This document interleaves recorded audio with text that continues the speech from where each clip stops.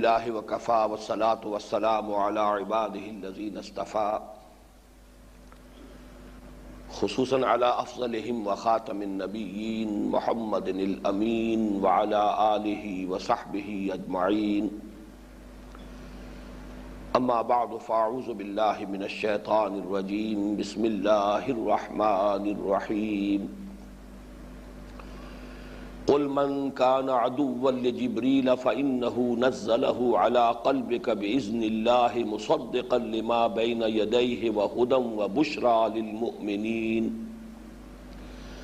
من كان عدوا لله وملائكته ورسله وجبريل وميكال فإن الله عدو للكافرين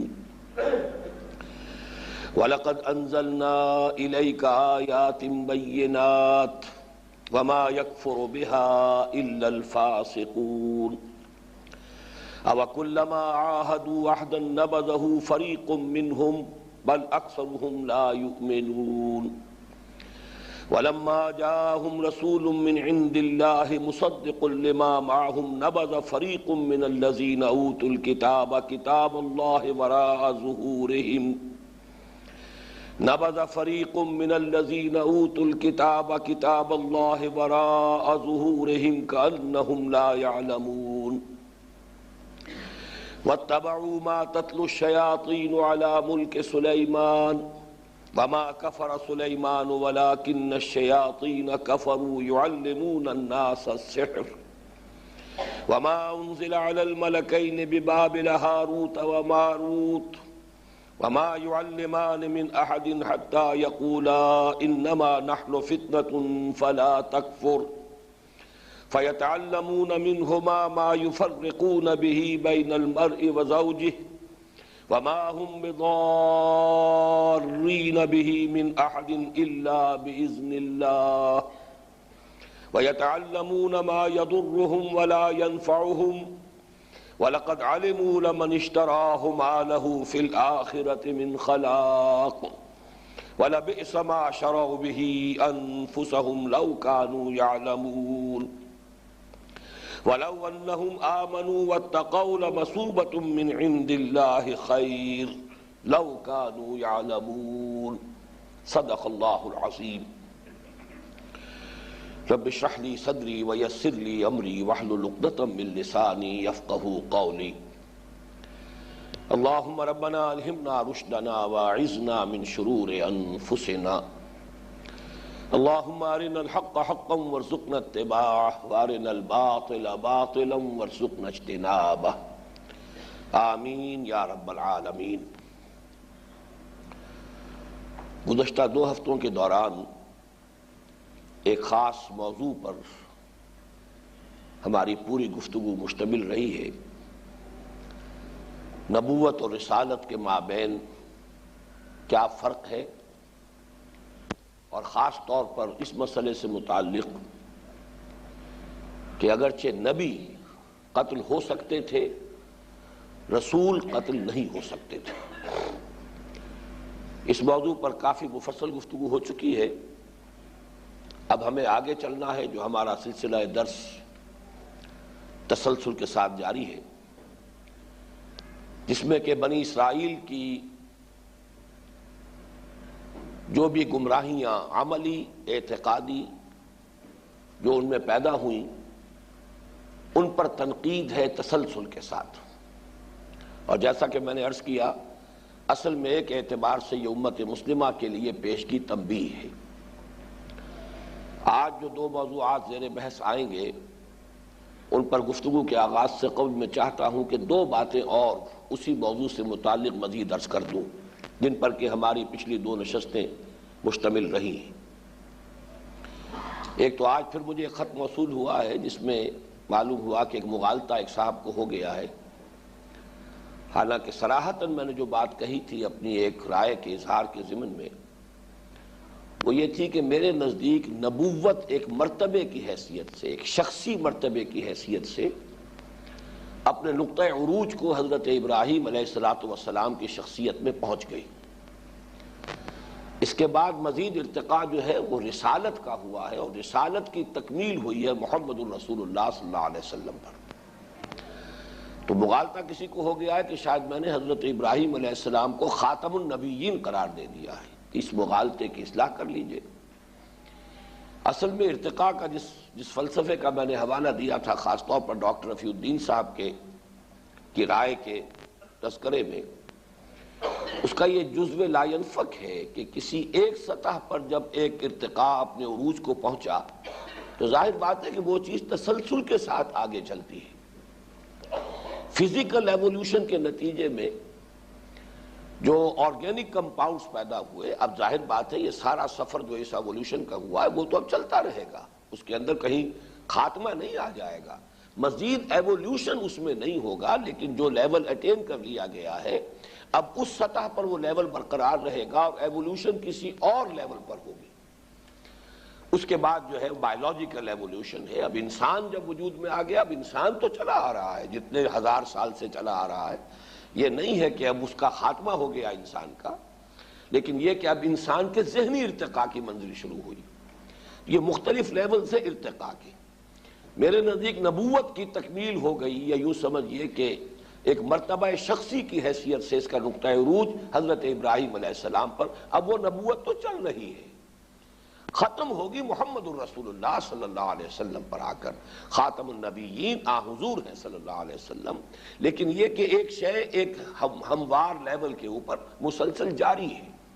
البتہ اس کے بعد ارتقاء جو ہوا ہے وہ رسالت میں ہوا ہے، اور رسالت کی تکمیل محمد الرسول اللہ صلی اللہ علیہ وسلم پر ہو گئی، اور آپ پر آ کر نبوت اور رسالت دونوں کا اختتام ہو گیا۔ دوسری بات جو میں نے عرض کی تھی کہ نبوت جو ہے یہ مرتبہ عروج میں ہے اور رسالت مرتبہ نزول میں ہے، وضاحت میں کر چکا ہوں۔ اس کے حوالے سے مناسب معلوم ہوتا ہے کہ اہل تصوف کے حلقے میں ایک بات کہی جاتی ہے، اس بات کے اندر ایک جزوی حقیقت شامل ہے، اگرچہ جس انداز میں وہ بات کہی جاتی ہے وہ بہت گمراہ کن ہے۔ عام طور پر یہ بات کہی جاتی ہے کہ ولایت نبوت سے افضل ہے۔ ہمارے ہاں کے بعض ملن قسم کے صوفی جو ہیں وہ تو خاص طور پر اس کا بڑا چرچا کرتے ہیں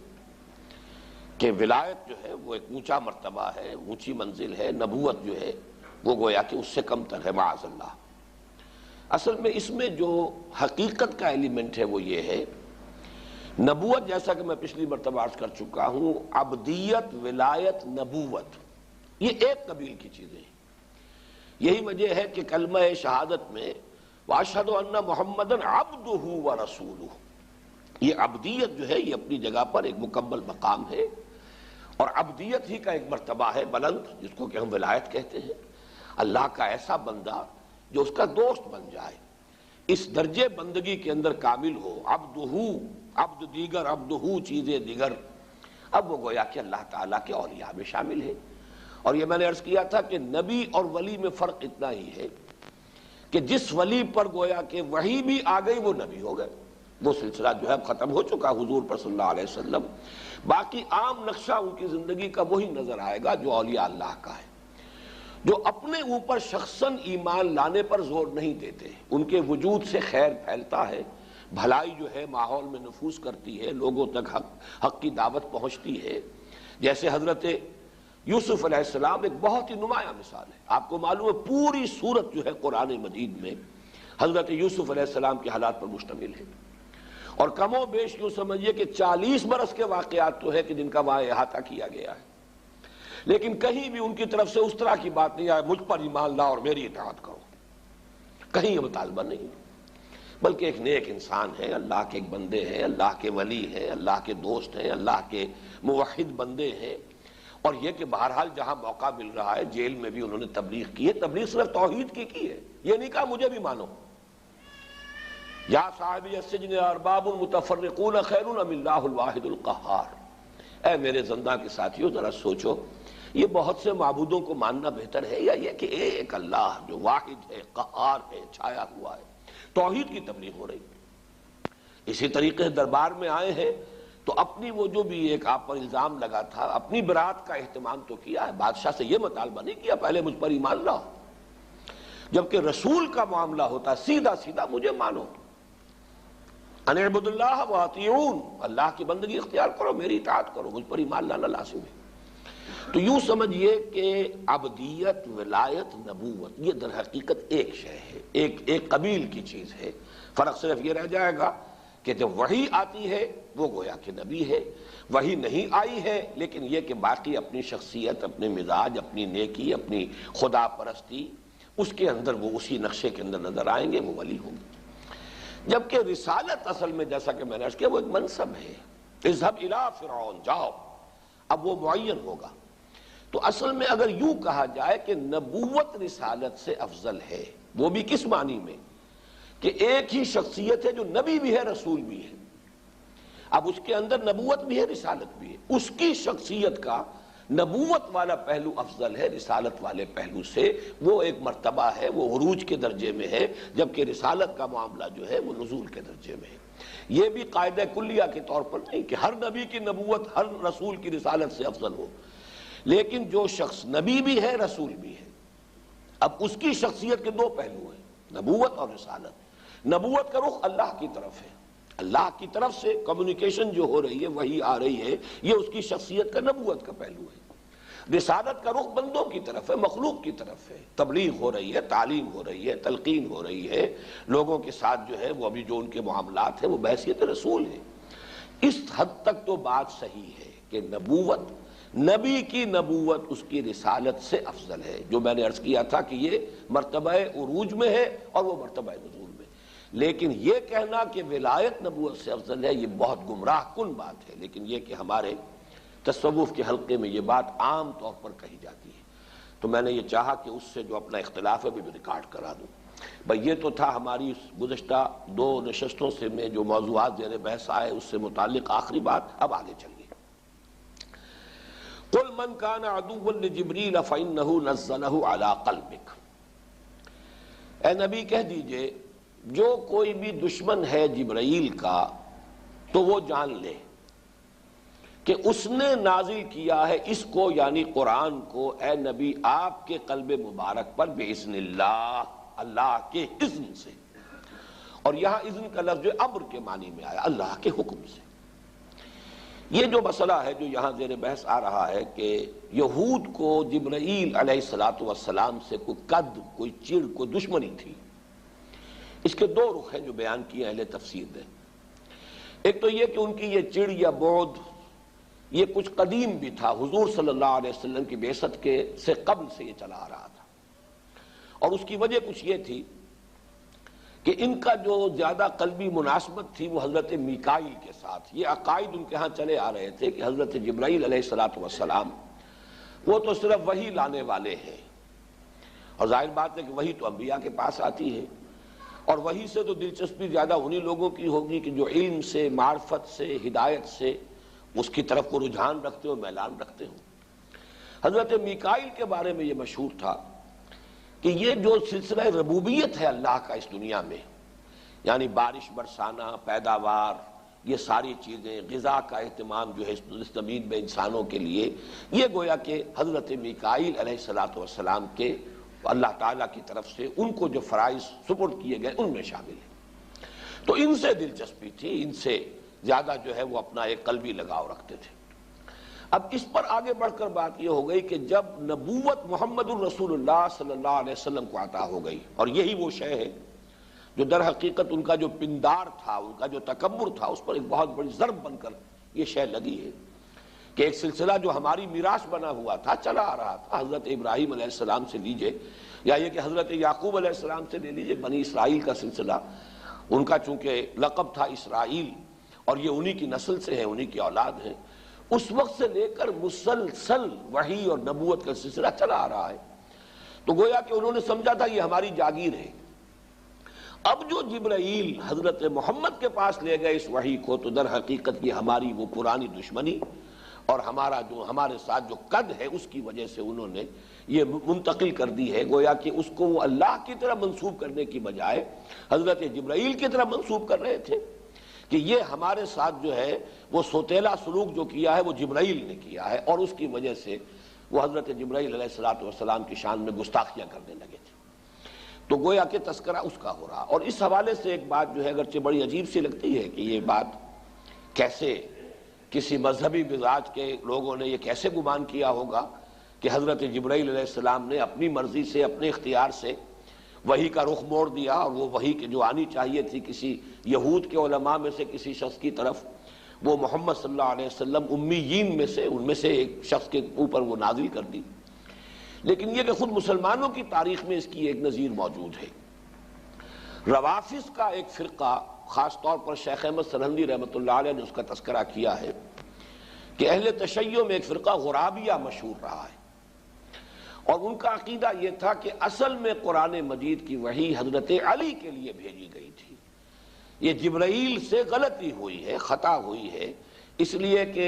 اس قدر مشابہ ہیں حضور اور حضرت علی اپنی شخصیت کے اعتبار سے، انہیں دھوکہ لگ گیا، ٹھوکر لگ گئی، خطا ہو گئی، اور وہ بجائے اس کے کہ حضور پر یہ وحی منتقل کرتے، نازل کرتے، اور حضرت علی پر کرتے، حضور پر منتقل کر دی۔ یہ سلسلہ ان کے ہاں غرابیہ کہلاتا ہے، کہ جیسے کوے جو ہوں ایک دوسرے سے بہت مشابہ ہوتے ہیں، غراب، پہچان بڑی مشکل ہے، اسی طریقے سے حضور اور حضرت علی ایک دوسرے سے اتنے مشابہ ہیں جتنے کا جیسے کہ کوے باہم ایک دوسرے سے مشابہ ہوتے ہیں۔ تو بس ٹھوکر لگ گئی، غلطی لگ گئی، بجائے علی کے محمد صلی اللہ علیہ وسلم پر وحی نازل کر دی۔ یہ فرقہ ان کے ہاں غرابیہ کہلاتا ہے۔ اس میں ایک بات جو ہے وہ ذرا میں چاہتا ہوں کہ وضاحت ہو جائے کہ کیسے حماقت کی بات ہے یہ کہ حضرت علی کی عمر رضی اللہ تعالیٰ عنہ اس وقت 13 برس یا اور اس سے بھی کم، اور حضور کی عمر اس وقت 40 برس، یہ مشابہت کیسے ہو گئی؟ تو اصل میں یہ بات یوں سمجھ میں آ سکتی ہے، ان کی بات سمجھانے کے لیے کہہ رہا ہوں کہ وحی کا نزول جو ہے در حقیقت وہ قلب پر ہوتا ہے، جیسا کہ یہاں بھی ہے علی قلبک، وحی کی ریسیپینٹ وحی ہوتی، روح ہوتی ہے، نہ کہ جسم۔ جسمانی شخصیت کا فرق اور تفاوت اور ہے۔ عالم ارواح میں جو ارواح ہے، روح محمدی اور روح علی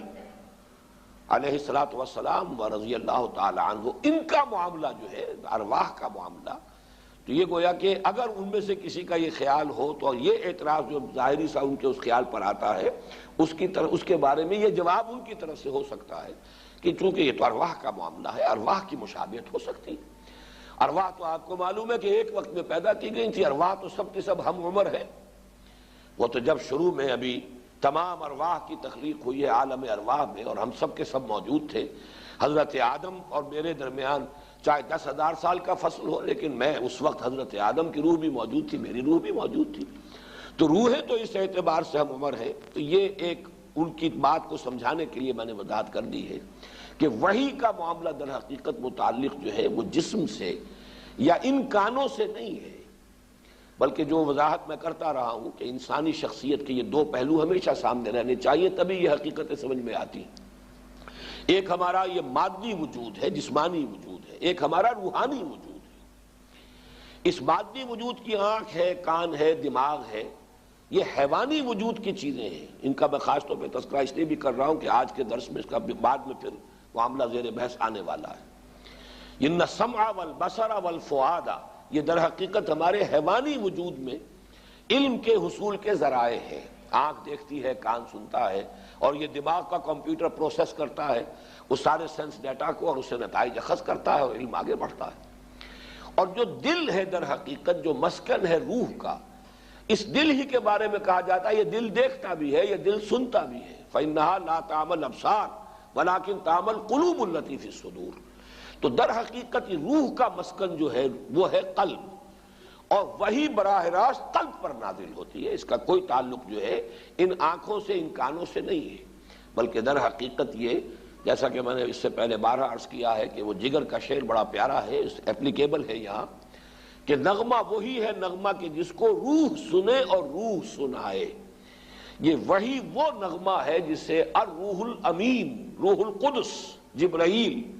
اس نے سنایا ہے، اور روح محمدی نے سنا ہے صلی اللہ علیہ وسلم۔ نغمہ وہی ہے نغمہ کہ جس کو روح سنے اور روح سنائے۔ بہرحال یہاں ان کے اس مغالطے کا یا ان کی اس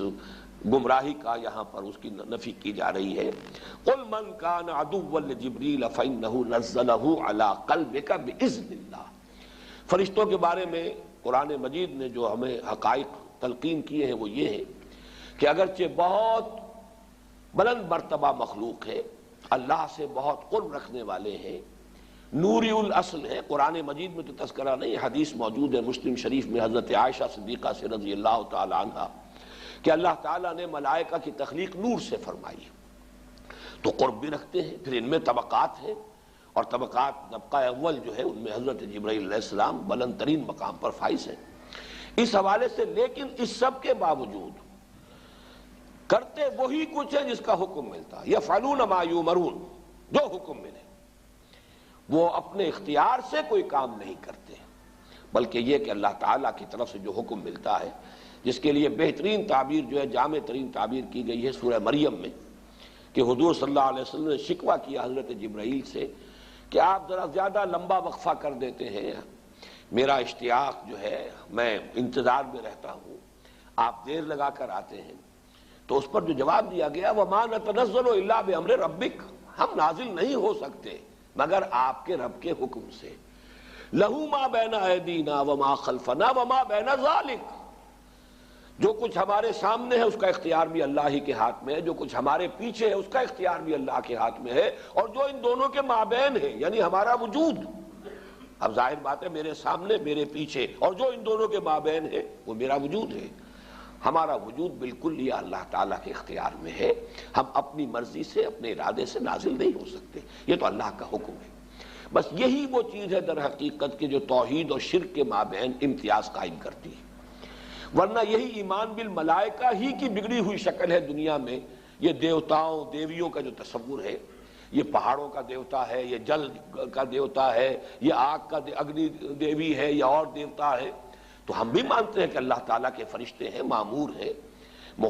جیسے کہ اس میں جو طائف کا سفر ہے اس کے ضمن میں آتا ہے کہ ملک الجبال حضور کی خدمت میں بھیجا گیا کہ میں ملک الجبال ہوں، ان پہاڑوں کے اوپر اللہ تعالیٰ نے میری ذمہ داری لگائی ہوئی ہے، اور مجھے اللہ نے بھیجا ہے آپ کے پاس کہ طائف کے لوگوں نے جو کچھ آج آپ کے ساتھ سلوک کیا، اگر آپ فرمائیں تو میں ان دونوں پہاڑوں کو جس کے مابین یہ طائف کی بستی آباد ہے ٹکرا دوں، اور یہ تمام لوگ جو ہے پس کر سرما بن جائیں۔ آپ نے فرمایا نہیں، کیا عجب کہ اللہ تعالیٰ ان کی اگلی نسل کو ہدایت دے دے۔ تو یہ ملک الجبال، اب ملک الجبال کے بارے میں اگر ذرا سا یہ تصور ہو جائے کہ اسے کوئی اختیار بھی حاصل ہے کہ اپنی مرضی سے جو چاہے کرے، بس یہی وہ شرک، توحید ختم، شرک شروع، اب وہ فرشتہ نہیں رہے گا، وہ دیوتا ہو جائے گا۔ تو دیویوں دیوتاؤں میں اور فرشتوں میں فرق اتنا ہی ہے، ورنہ یہ کہ بہرحال بلند شخصیتیں ہیں، نورانی مخلوق ہے، مقربین بارگاہ ربی ان میں ہے، البتہ وما نتنزل الا بامر ربک لا یعصون اللہ ما امرهم ویفعلون ما یؤمرون۔ وہی بات یہاں کہی گئی فإنہ نزلہ علی قلبک، یہاں نوٹ کرنے کی بات یہ کہ وحی کا محبت قلب محمدی ہے صلی اللہ علیہ وسلم، اور نمبر دو بِإِذْنِ ربک، آپ کے رب کے حکم سے یہ حضرت جبرائیل نے نازل کیا ہے۔ مصدقا لما بین یدیہ، یہ کئی بار آ چکے ہیں الفاظ کہ اس کے دونوں معنی ہیں۔ عام طور پر لوگ سمجھتے ہیں کہ جو اس کے سامنے موجود ہے اس کی تصدیق کرتے ہوئے، یعنی تورات اور انجیل اور جو قرآنی کتابیں ہیں ان کی تصدیق کی قرآن نے کہ یہ بھی اللہ کی نازل کردہ ہیں۔ اور دوسرا مفہوم جو میرے نزدیک زیادہ اہم ہے کہ ان کتابوں میں جو پیشین گوئیاں تھیں ان کا مصداق بن کر آیا ہے، ورنہ وہ پیشین گوئیاں جو ہیں وہ گویا کہ ابھی ان کی کوئی ان کا مصداق پھر کوئی نہیں ہے۔ در حقیقت قرآن مجید ان کا مصداق بن کر آیا ہے۔ وَهُدًى وَبُشْرَى لِلْمُؤْمِنِينَ، اور اہل ایمان کے حق میں ہدایت بھی ہے، بشارت بھی ہے۔ یہاں در حقیقت دونوں معنی ہوں گے۔ پوٹینشلی جو لوگ قرآن کے نزول سے قبل بھی صاحب ایمان تھے، ظاہر بات ہے کہ جو بھی موسیٰ کے ماننے والے، عیسیٰ کے ماننے والے تھے، اگر خلوص اور اخلاص کے ساتھ ماننے والے تھے تو قرآن مجید نازل ہوا تو انہوں نے فوراً اس کی تصدیق کی، ان کے لیے بشارت بن گیا، وہ تو منتظر تھے۔ جیسے کہ آپ کو معلوم ہے کہ وہ جن راہبوں کے پاس حضرت سلمان فارسی رہے زیر تربیت اور زیر تعلیم، وہ تو منتظر تھے۔ خود ہرقل نے کہا کہ میں بھی سمجھتا تھا کہ وقت قریب آ گیا، بہت بڑا عالم تھا وہ، کہ وقت آ گیا ہے، لیکن میرا یہ گمان نہیں تھا کہ وہ جو ہے صحرائے عرب میں اس نبی آخر الزماں کا ظہور ہونے والا ہے۔ تو جو بھی سچے تھے تو وہ تو گویا کہ منتظر تھے، ان کے لیے بشارت بن گئی، ان کے لیے ہدایت بن گئی۔ اس راہب کی بات جو ہے حضرت سلمان فارسی کے لیے ذریعہ ہدایت بن گئی، حضور کے قدموں تک پہنچانے کا ذریعہ بن گئی۔ پھر یہ کہ اب جو ایمان لے آئے ہیں ان کے لیے قرآن مجید مسلسل پے ہم ان کے لیے بشارت ہے، ان کے لیے ہدایت ہے، رہنمائی ہے، قدم قدم پر سبق راستہ دکھانے والا ہے۔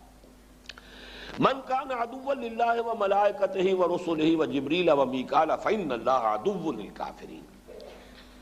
جو کوئی بھی دشمن ہے اللہ کا اور اس کے فرشتوں کا اور اس کے رسولوں کا اور جبرائیل کا اور میکائیل کا، تو وہ جان لے کہ اللہ تعالیٰ ایسے کافروں کا دشمن ہے۔ اس کا حاصل کیا ہے کہ در حقیقت یہ سب ایک آرگینک ہول بنتے ہیں، ایک وحدت ہے، انڈیویزیبل، انہیں تقسیم نہیں کر سکتے۔ لا نفرق بین احد من رسلہ، ایک رسول کا انکار تمام رسولوں کا انکار ہے۔ اللہ کی ایک صفت کا انکار گویا کہ اللہ کا انکار ہے۔ اللہ کے فرشتوں میں سے کسی ایک کا انکار، کسی ایک سے عداوت، گویا کہ سب کے ساتھ عداوت ہے۔ یہ سب کے سب در حقیقت ایک وحدت بنتے ہیں، ناقابل تقسیم وحدت، اللہ اور اس کے رسول۔ اور چونکہ خاص طور پر یہ رسول کا لفظ جو یہاں پر آیا ذو معنیین ہے، اس لیے کہ فرشتے جو ہیں وہ اللہ کے رسول بھی بنتے ہیں۔ اللہ یصطفی من الملائکۃ رسلا ومن الناس، اللہ تعالیٰ پسند فرما لیتا ہے فرشتوں میں سے بھی اپنے پیغامبر اور ایلچی، اور انسانوں میں سے بھی۔ کتنے بے شمار فرشتے ہیں جن میں سے حضرت جبرائیل کو چنا ہے علیہ الصلوۃ والسلام،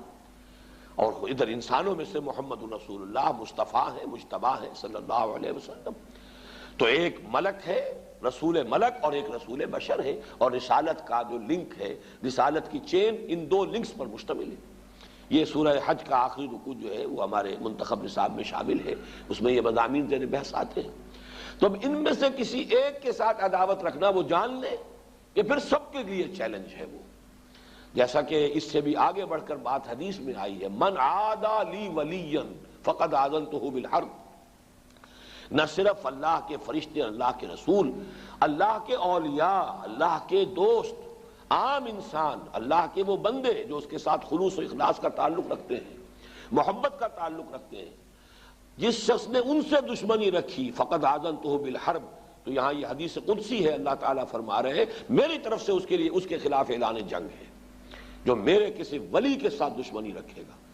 تو ظاہر بات ہے کہ اللہ، اس کے ماننے والے بندے، اس کے رسول، اس کے فرشتے،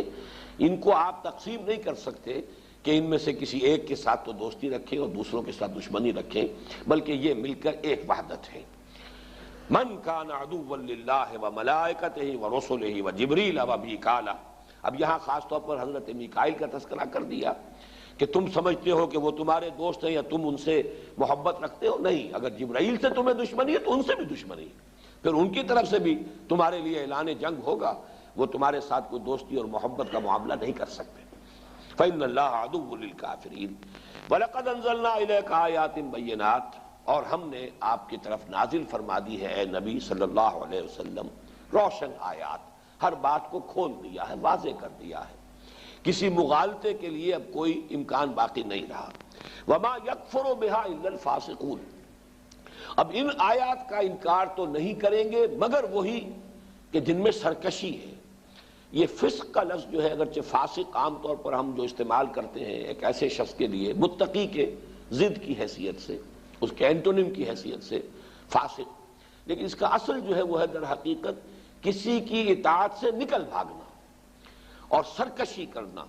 تورات میں خاص طور پر لفظ آتا ہے گردن کش، اور ہمارے ہاں عام طور پر لفظ استعمال ہوتا ہے سرکش، یعنی کسی کی اطاعت سے سرتابی کرنا، سرکشی کرنا، بغاوت کرنا۔ جن میں بغاوت کا مادہ وہی ہوں گے جو ان آیات کا انکار کریں گے یا ان کی ناقدری کریں گے۔ کفر کے دونوں معنی یہاں پہ اپلیکیبل ہیں۔ وما يكفر بها الا الفاسقون اوکلما عاهدوا عهدا نبذه فريق منهم۔ اب یہ اوکلما یہ ایک حیرت کا سا انداز ہے، تحیر کا انداز ہے کہ کیا ان کا طرز عمل ہے، ان یہود کا، بنی اسرائیل کا، کیا یہی ان کی ہمیشہ روش رہے گی کہ جب بھی کبھی انہوں نے کوئی عہد کیا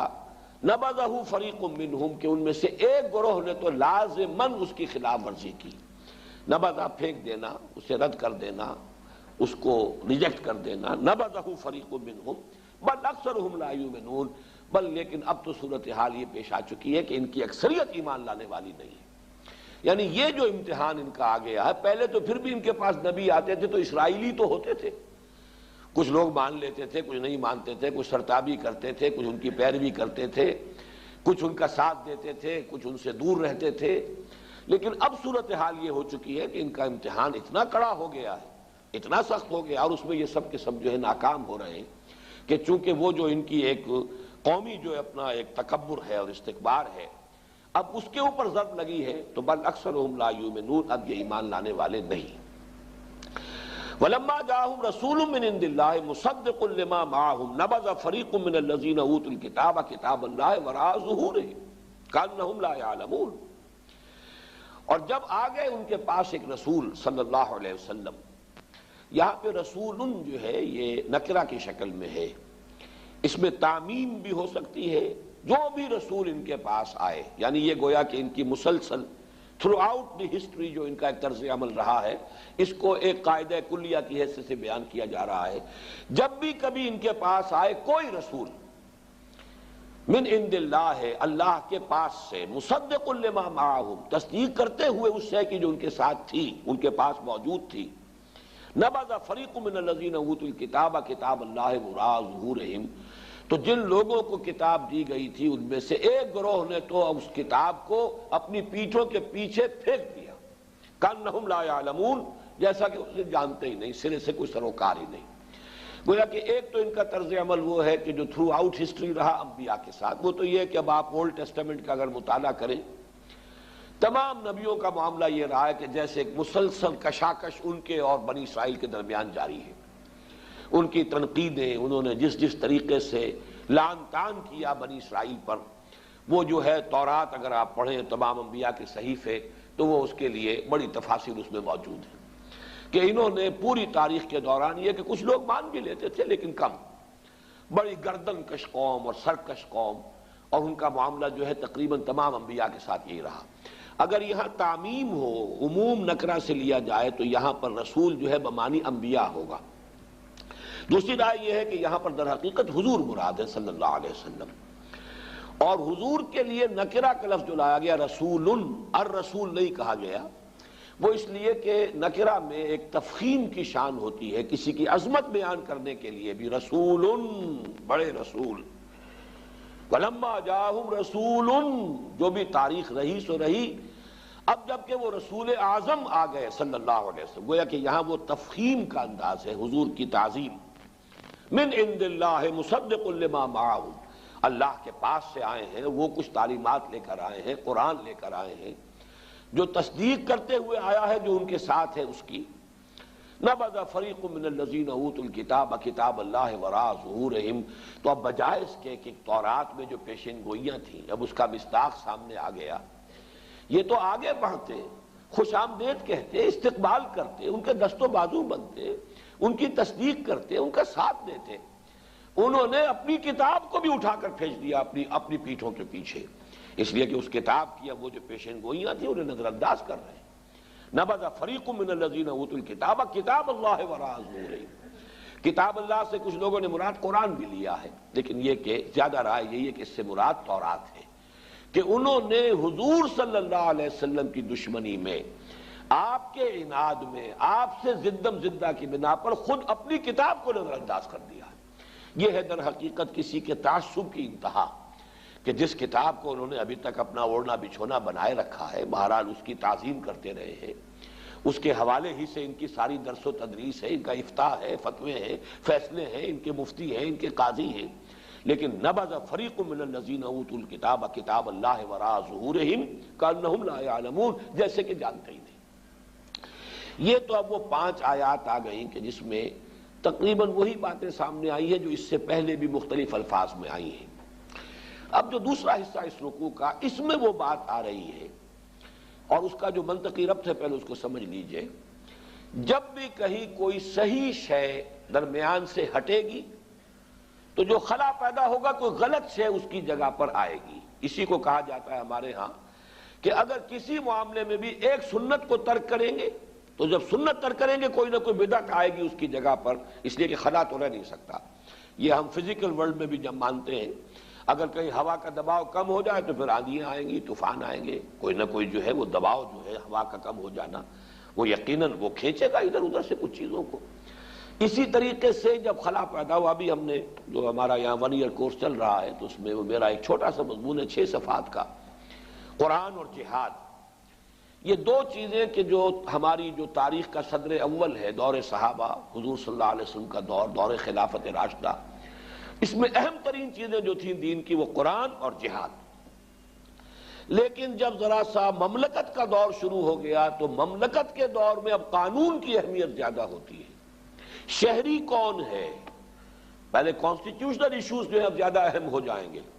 نتیجہ یہ نکلا قرآن ذرا بیک گراؤنڈ میں جانا شروع ہوا، اب فقہ کی ضرورت ہوئی، اب توجہات فقہ پر، حدیث پر مرکوز ہونی شروع ہوئی۔ قرآن مجید رفتہ رفتہ بیک گراؤنڈ میں فیڈ کرتا چلا گیا، وہ کتاب مقدس بن گیا، بس اس کو پڑھو اور ثواب لے لو۔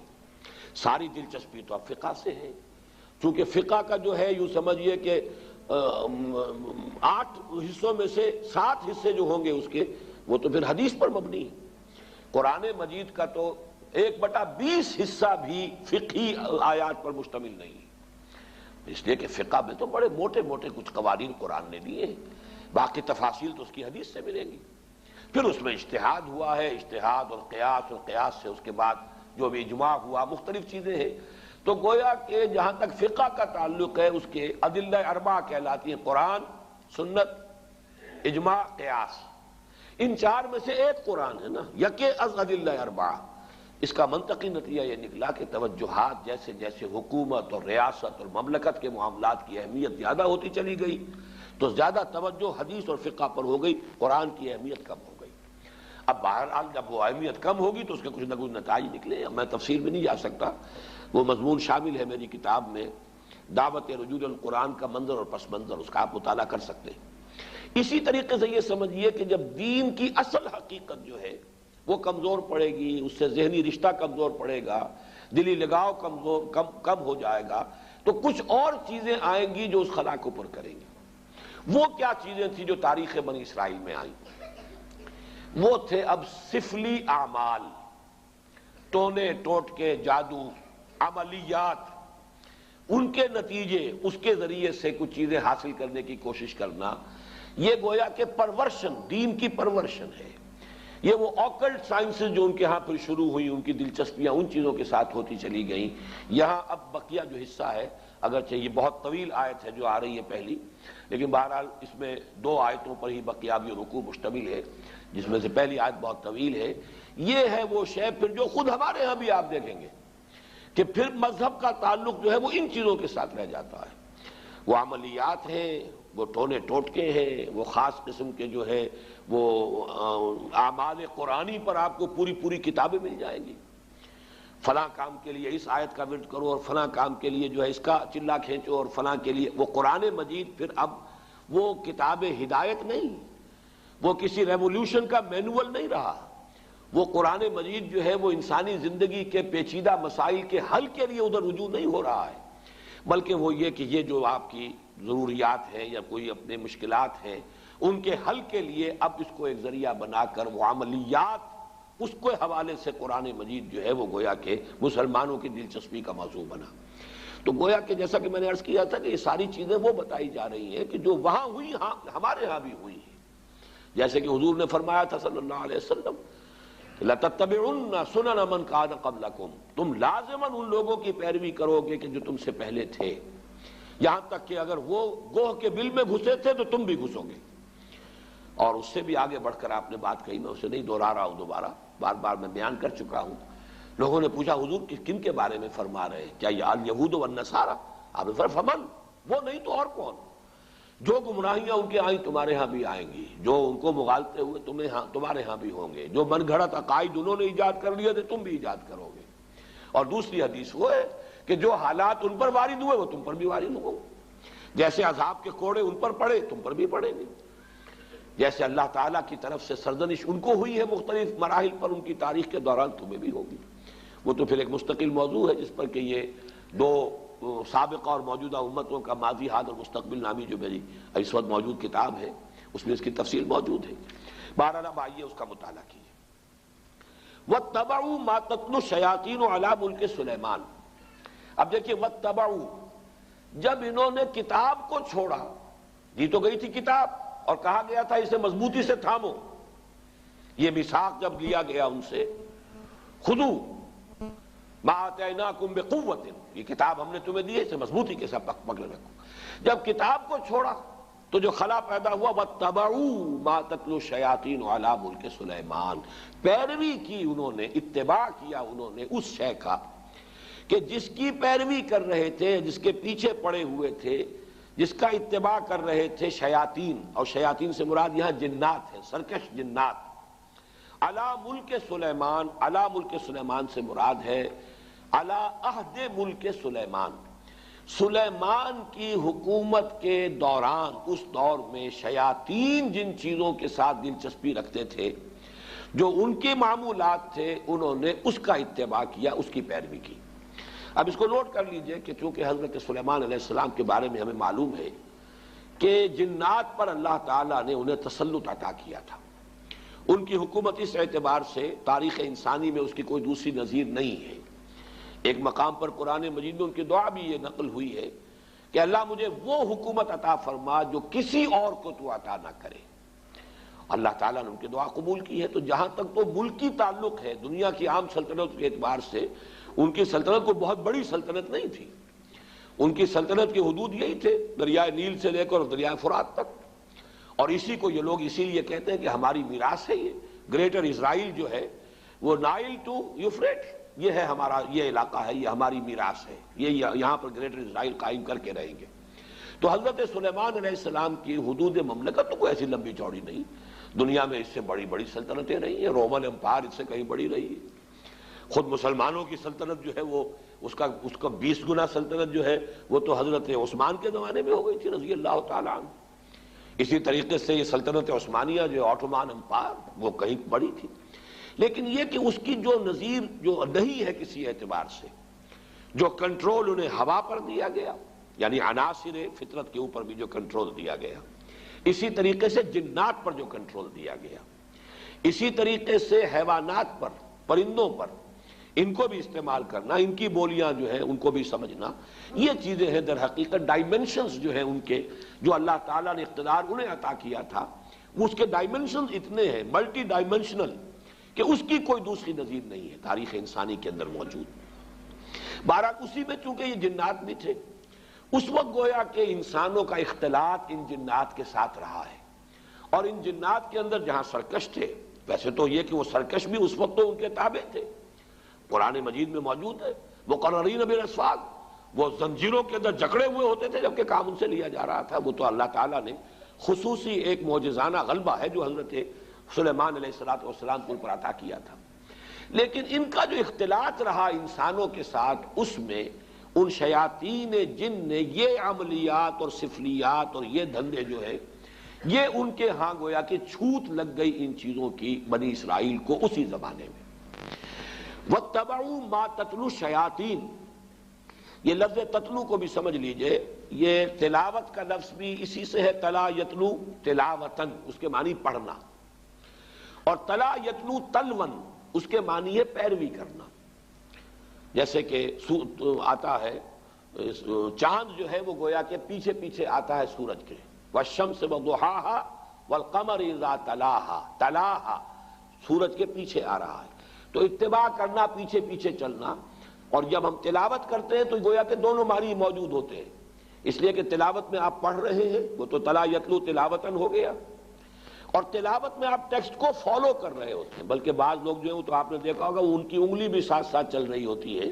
تو گویا کہ وہ ساتھ ساتھ ٹیکسٹ کو فالو کر رہے ہیں۔ تو یہ دونوں جو مفہوم اس میں شامل ہیں۔ وَاتَّبَعُوا مَا تَتْلُو الشَّيَاطِينُ عَلَىٰ مُلْكِ سُلَيْمَانَ، حضرت سلیمان علیہ السلام کے عہد حکومت میں شیاطین جن چیزوں کے اندر مصروف اور مشغول رہتے تھے، جو ان کے مشغلے تھے، جو ان کی دلچسپیاں تھیں، جس کی وہ پیروی کرتے تھے، اسی کی پیروی کی یہودیوں نے بھی، اور انہی سفلی اعمال کا جو ہے ان کے ہاں چرچا ہو گیا، چلن ہو گیا۔ وَمَا كَفَرَ سُلَيْمَانُ وَلَٰكِنَّ الشَّيَاطِينَ كَفَرُوا، یہاں پر یہ آگے بات بڑھانے سے پہلے اللہ تعالیٰ نے ایک وضاحت فرما دی ہے، اور سلیمان نے ہرگز شرک نہیں کیا، کفر نہیں کیا، بلکہ در حقیقت وہ کفر کرنے والے شیاطین تھے۔ وما کفر سلیمان ولکن الشیاطین کفروا، اور شیاطین تھے جنہوں نے کفر کیا۔ یعنی اگر اس کی نسبت سلیمان کی طرف کی جا رہی ہے تو غلط ہے۔ آپ کے علم میں ہوگا کہ ہمارے ہاں آج تک بھی یہ جو اعمال وغیرہ ہوتے ہیں نقش سلیمانی کے نام سے خاص تعویذ ہوتے ہیں۔ یہ وہی روایت چلی آ رہی ہے، حضرت سلیمان علیہ السلام کی طرف منسوب کیا انہوں نے، اور یہودیوں نے خاص طور پر بڑا بڑا ان کے اوپر الزام لگائے ہیں حضرت سلیمان علیہ السلام پر، اور ان کو جادوگر قرار دیا ہے۔ چنانچہ میں یہاں پہ آپ کو مولانا عبد الماجد دریابادی نے جو حوالے دیے ہیں، سلاطین جو ایک یعنی جو چیپٹر ہے تورات کا، اس میں حضرت سلیمان کے بارے میں یہ الفاظ موجود ہیں، اور جب سلیمان بوڑھا ہوا تو اس کی جوروؤں نے اس کے دل کو غیر معبودوں کی طرف مائل کر دیا، اور اس کا دل اپنے خدا کی طرف سے کامل نہ تھا۔ یہ بات حضرت سلیمان کے بارے میں تورات کہہ رہی ہے، معاذ اللہ۔ قرآن مجید میں آپ دیکھیں گے اکثر و بیشتر ایسے جب جملے آ جاتے ہیں کہ جیسے کہ بات چلتے چلتے اچانک ایک بات اللہ تعالیٰ فرما دیتے ہیں، اور اس وقت وہ آدمی کو اگر معلوم نہ ہو تو حیران بھی ہوتا ہے کہ اس بات کے کہنے کی یہاں چندہ ضرورت نہیں تھی۔ جیسے سورہ قاف میں ہے، ہم نے آسمان اور زمین اور جو کچھ ان کے مابین ہے 6 دنوں میں پیدا کیا، وَمَا مَسَّنَا مِن لُغُوبٍ، اور ہمیں کوئی تکان نہیں طاری ہوئی، ہم پر کوئی تکان طاری نہیں ہوئی۔ مسلمان اس کو پڑھتے ہوئے حیران ہو جائے گا کہ کون شخص ہوگا جو یہ گمان کر سکتا ہے کہ اللہ کو تکان بھی لاحق ہو سکتی ہے۔ تو ایسی بات کی تردید کی ضرورت کیا ہے؟ یہ بات کھلتی کب ہے؟ جب آپ تورات پڑھیں، وہاں لکھا ہوا ہے کہ اللہ تعالیٰ نے آسمان اور زمین 6 دن میں پیدا کیے اور 7ویں دن آرام کیا۔ اب یہ جو آرام کا تصور ہے، یہی ہے در حقیقت ویکینڈ جو چلا آ رہا ہے ان کے ہاں، کہ 6 دن کام کرو 1 دن آرام کرو۔ یہ تصور پوری مغربی تہذیب کا ویکینڈ کا تصور یہ ہے کہ اللہ نے بھی آسمان اور زمین 6 دن میں پیدا کیے اور پھر 7ویں دن جو ہے اس نے آرام کیا، گویا کہ تکان لائق ہوئی۔ وہاں پر اب وہ چلتے چلتے وَلَقَدْ خَلَقْنَا السَّمَاوَاتِ وَالْأَرْضَ وَمَا بَيْنَهُمَا فِي 6 أَيَّامٍ وَمَا مَسَّنَا مِن لُغُوبٍ، ہمیں کوئی تکان طاری نہیں ہوئی۔ اسی طرح کا معاملہ یہاں ہے کہ چونکہ تورات کے مرتبین نے یہ سب کچھ کیا ہے، حضرت سلیمان علیہ السلام کے بارے میں تو میں آپ کو ایک اور جملہ سناتا ہوں، کیونکہ امام طبری نے اپنی اس جو ان کی علامہ ابن جریر طبری نے اپنی تفسیر میں اس کو نقل کیا ہے، وہ بھی میں سناؤں گا، لیکن ایک دوسرا اور بھی قول جو مولانا عبد الماجد دریابادی نے نقل کیا ہے، سو از بس کہ اس کا دل خداوند اسرائیل کے خدا کی جانب سے برگشتہ ہوا، اس لیے خداوند سلیمان پر غضبناک ہوا، اور اس نے اسے حکم دیا تھا کہ وہ اجنبی معبودوں کی پیروی نہ کرے، پر اس نے اپنے خداوند کے حکم کو یاد نہ رکھا۔ وہی کنگز سلاطین نامی جو چیپٹر ہے اولڈ ٹیسٹمنٹ کا، اسی سے یہ دونوں میں نے آپ کو حوالے سنائے ہیں۔ اس کی نفی ہے جو قرآن نے یہاں کیا ہے، وَمَا كَفَرَ سُلَيْمَانُ وَلَٰكِنَّ الشَّيَاطِينَ كَفَرُوا۔ سلیمان تو ہمارے بندے، ہمارے نبی اور ہمارے پسندیدہ بندے، ان کی طرف اس طرح کی نسبت کرنا جو ہے یہ غلط ہے۔ یہ شیاطین تھے، وہاں جنات تھے، اس وقت چونکہ رہا اختلاط، انہوں نے یہ سارا جو ہے کفر پھیلایا، اور یہ سارے سفلی علوم جو ہے وہ ان کے ذریعے سے یہودیوں کے اندر سرایت کر گئے۔ یہاں میں علامہ ابن جریر طبری کا بھی حوالہ آپ کو سنا دوں۔ قال بعض احبار الیہود، علامہ ابن جریر فرماتے ہیں کہ یہود کے بڑے بڑے علماء میں سے بعض نے یہ کہا ہے، وہ یہ کہتے تھے آپس میں، الا تعجبون من محمد، آپس میں گفتگو کرتے ہیں، تمہیں تعجب نہیں ہوتا محمد پر صلی اللہ علیہ وسلم، یزعم ان ابن داؤد کان نبیا، وہ یہ بتا رہا ہے، کہہ رہا ہے محمد صلی اللہ علیہ وسلم کہ ابن داؤد یعنی حضرت داؤد کے بیٹے تھے حضرت سلیمان، وہ نبی تھے۔ وما کان الا ساحرا، وہ تو سوائے ایک جادوگر کے اور کچھ تھا ہی نہیں۔ سلیمان کی یہ شان ہے جو تورات کے یہ مرتبین جو ہیں انہوں نے اپنے ہاں درج کی ہوئی، تو اس کی نفی قرآن مجید نے یہاں کی ہے۔ جہاں جہاں موقع ملتا ہے، جو بھی پردے ڈال دیے گئے تھے انبیاء کی سیرت و کردار پر، یا داغدار کر دیا گیا تھا، قرآن مجید نے ان داغوں کو دھبوں کو دھویا ہے، اور اس کا بھی ایک خاص سبب تھا اصل میں، کیوں بنی اسرائیل نے اپنے انبیاء کی سیرتوں کو داغدار کیا، اس کا سبب بھی سمجھ لیجئے۔ دیوانہ بکار خیش ہوشیار یہ بغیر کسی سبب اور بغیر کسی مقصد کے نہیں تھا۔ جب ان کے علماء کے اندر اخلاقی زوال آیا، انحطاط آیا، اب لوگ ان پر انگلیاں اٹھاتے تھے کہ تم اتنے بڑے عالم ہو کر، اتنے بڑے مذہبی رہنما ہو کر یہ تمہاری حرکت۔ انہوں نے اپنے دفاع میں نبیوں کے اوپر اس طرح کے چھینٹے اڑا کر کہ یہ تو ہوتا ہی ہے، جب نبی ایسے تھے تو اگر ہمارے ذریعے سے کچھ ہو گیا تو کون سی بڑی بات ہو گئی، ہم تو پھر نبی بھی نہیں ہیں۔ یہ اپنے آپ کو بچانے کے لیے در حقیقت، اور یہ اس کی مثالیں اور بھی تاریخ میں آپ کو ملیں گی، میں زیادہ تفصیل میں اس وقت نہیں جانا چاہتا، لیکن اس وقت صرف یہ وضاحت میں کرنا چاہتا تھا کہ وما کفر سلیمان ولکن الشیاطین کفروا یعلمون الناس السحر، وہ لوگوں کو سحر سکھاتے تھے۔ اب یہ سحر جو ہے، جو کہ شریعت محمدی صلی اللہ علیہ وسلم میں یہ کفر ہے، آگے آ جائے گا، اس کی وضاحت کی گئی ہے۔ جادو ہے تو حقیقت، لیکن جادو کرنا کفر ہے، اگرچہ اس میں اختلاف ہمارے بعض فقہا کا ہے کہ آیا سیکھا بھی جائے یا نہ، یعنی اس لیے کہ بعض اوقات توڑ کرنا پڑتا ہے کسی جادو کا، تو اگر آپ اس فن کے واقف نہیں ہوں گے تو آپ اس کا توڑ کیسے کریں؟ اس حوالے سے تو رائے ہے کہ اس کی معلومات اس کے بارے میں حاصل کی جا سکتی ہیں، لیکن بعض فقہا کے نزدیک اس کا سیکھنا کرنا تو ہے ہی ہے کفر، اس میں تو شک ہے ہی نہیں، خود جادو کرنا، لیکن جادو کا علم حاصل کرنا یہ بھی کفر ہے، یہ بھی ممنوع ہے، یہ بھی حرام ہے، اس لیے کہ ظاہر بات ہے کہ وہ ذریعہ کفر بننے والی شے ہے۔ یعلمون الناس السحر، اس کی اصل حقیقت کیا ہے وہ میں ذرا تھوڑی دیر میں آگے جو موضوع آ رہا ہے اس کے حوالے سے بات کروں گا۔ وما انزل علی الملکین ببابل ہاروت و ماروت، یہ ماں جو ہے اس کا عطف ہے واتبعوا ما تتلو الشیاطین، وہ ماں جو آیا تھا انہوں نے پیروی کی اس شے کی جو شیاطین جن جس مشغلوں کے اندر مصروف رہے تھے ان کی پیروی کی، اسی ماں پر، وما یعنی جو انہوں نے پیروی کی تھی ان کی، کہ جو حضرت سلیمان علیہ السلام کے زمانے میں شیاطین جو کچھ سکھاتے تھے اس کی پیروی کی، وما انزل علی الملکین ببابل ہاروت و ماروت، اور پیروی کی انہوں نے اس کی جو نازل کیا گیا دو فرشتوں پر جو ہاروت اور ماروت تھے بابل میں۔ یہاں پہلے میں چاہتا ہوں کہ جو مختلف آراء ہیں وہ بیان کر دوں۔ یہ ملکین جو ہے لام کے زبر کے ساتھ، یہ ہے ہماری جو معروف اور مشہور قرات ہے، دو فرشتے، لام کی زیر کے ساتھ اس کے معنی ہو جائیں گے دو بادشاہ۔ یہ دونوں قراتیں سلف میں موجود ہیں، جو لوگ اس کو ملکین پڑھتے ہیں اس کا مطلب یہ ہے کہ بابل کے دو بادشاہوں کا ذکر یہاں ہو رہا ہے،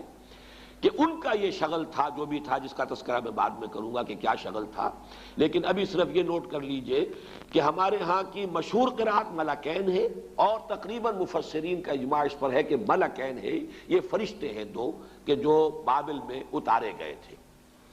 وما انزل علی الملکین ببابل ہاروت و ماروت، اگر تو ملکین پڑھا جائے اس کو دو بادشاہ تو پھر اشکال بہت سے رفع ہو جاتے ہیں، پھر بہت سی چیزیں جو ہیں جو مسائل اس میں پیدا ہوتے ہیں تفسیری، ان کا حل ہو جاتا ہے، لیکن جیسا کہ میں نے عرض کیا اگرچہ یہ قرات ہمارے ہاں ہے، لیکن اکثر مفسرین کا اجماع یہی ہے کہ یہ ملکین ہی ہے اور یہ مراد اس سے فرشتے ہیں۔ بابل در حقیقت قدیم نام ہے ملک عراق کا، پورے ملک کا نام بھی بابل، اور اس کا جو صدر مقام تھا وہ بھی بیبیلونیا، وہ بھی بابل تھا، اسی کے نام سے پورا ملک جو ہے وہ پہچانا جاتا تھا۔ آج بھی اگر آپ مصر میں جائیں گے تو قاہرہ کو مصری مصر کہتے ہیں، مصر اصل میں قاہرہ ہے، گویا کہ اگر کسی سے پوچھا کہ کہاں جا رہے ہیں، اگر آپ نے کہیں اسماعیلیہ میں یا کہیں اسکندریہ میں پوچھا کہاں جا رہے ہیں، مصر، یعنی مصر جا رہا ہوں، حالانکہ وہ مصر ہی میں ہے اس وقت، لیکن یہ کہ وہ قاہرہ کو مصر کہتے ہیں۔ اسی طریقے سے یہ بیبیلونیا، یہ بابل جو ہے یہ پورے ملک کا نام بھی تھا اور اس صدر مقام کا بھی۔ یہ صدر مقام جو ہوتا تھا یہ آج کے بغداد سے 60 میل جنوب میں اسی دریائے فرات کے کنارے پر یہ شہر آباد تھا بیبیلونیا۔ تو در حقیقت وہاں چونکہ اب یہ ذہن میں رکھیے کہ فلسطین مغرب میں ہے، شام کا علاقہ ہے، یہ عراق جو ہے یہ اس کے مشرق میں ہے، اس سے مشرق میں پھر ایران ہے۔ ان تین ملکوں کے ساتھ جو ہے معاملہ رہا ہے یہود کی تاریخ کا، کہ یہود پر جب نبوکدنضر جو تھا وہ بادشاہ تھا بیبیلونیا کا، عراق کا، اس نے حملہ کیا تھا 6 صدی قبل مسیح میں، اور اس کے بعد جو اس نے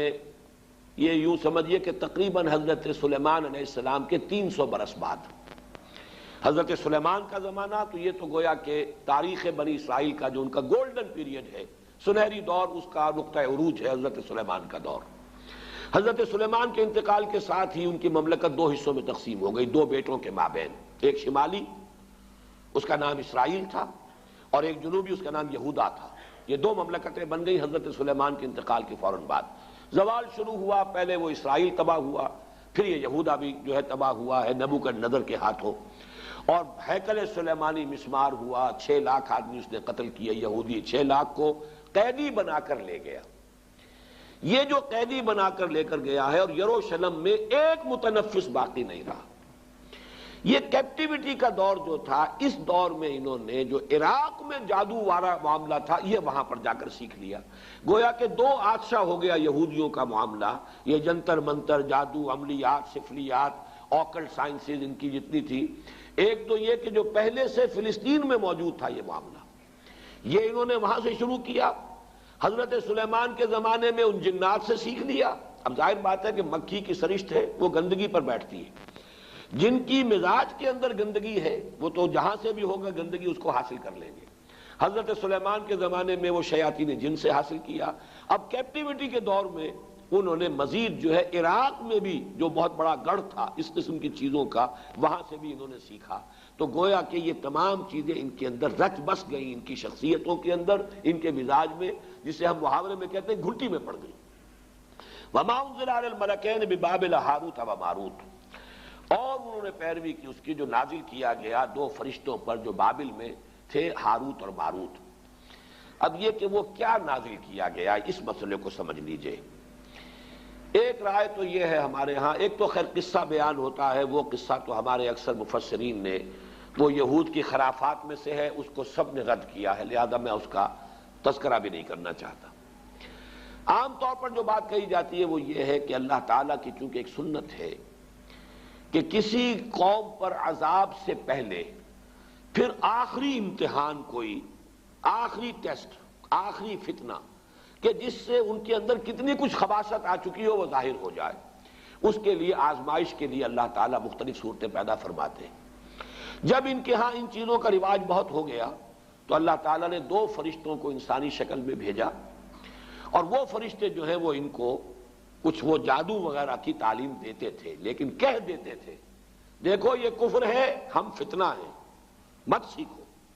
لیکن یہ کہ اگر سیکھنا چاہتے ہو تو ٹھیک ہے، اگر تمہاری طلب یہی ہے، تاکہ معلوم ہو جائے کہ ان کی طلب کس شے کی ہے، ان کی اپنی فطرت کس درجے مسخ ہو چکی ہے۔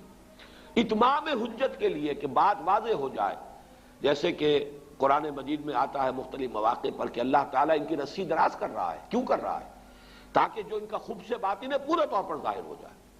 تاکہ پھر یہ پوری طرح سزا کے مستوجب ہو جائیں، مستحق ہو جائیں، جو سزا ملے وہ واقعتاً ثابت ہو کہ یہ ان کی خباثت اسی درجے کی تھی کہ اتنی سزا انہیں ملنی چاہیے تھی۔ اس معنی میں گویا کہ آزمائش کے طور پر، چنانچہ یہاں کے الفاظ پڑھ لیجئے، وَمَا يُعَلِّمَانِ مِنْ أَحَدٍ، اور وہ نہیں سکھاتے تھے کسی کو کچھ بھی، حتیٰ یقولا،